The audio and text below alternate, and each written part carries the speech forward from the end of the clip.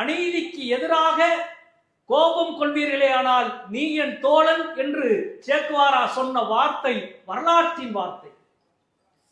Guaira என்பது அவன் பிறந்த குலத்தினுடைய பெயர்.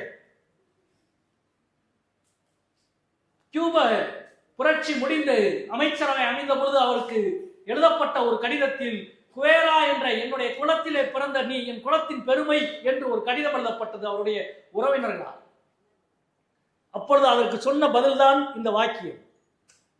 ஒரு குலத்திற்கு சொந்தமானவன் அல்ல, அல்லது ஒரு நாட்டுக்கு சொந்தமானவன் அல்ல, உலகம் முழுவதும் அநீதிக்கு எதிரான நீதியின் குரல். சேக்குவாரா மிக முக்கியமான ஒரு பங்களிப்பாக வரலாற்று ஆசிரியர்கள் சொல்லுவார்கள். சேக்குவாரா தன்னுடைய போராட்டத்தை வெற்றியை நோக்கி இலக்கிடவில்லை. சேக்குவாரா தன்னுடைய போராட்டத்தினுடைய நோக்கமாக வெற்றியை முன்வைக்கவில்லை. வெற்றியை இலக்கிட்டிருந்தால் ஒரு வெற்றியோடு அவன் போராட்டம் முடிந்திருக்கும்.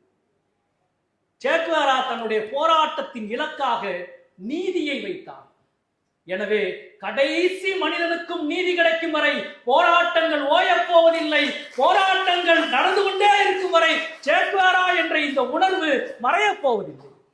நீதி கிடைக்கும் வரை அந்த போராட்டம் தொடரும்.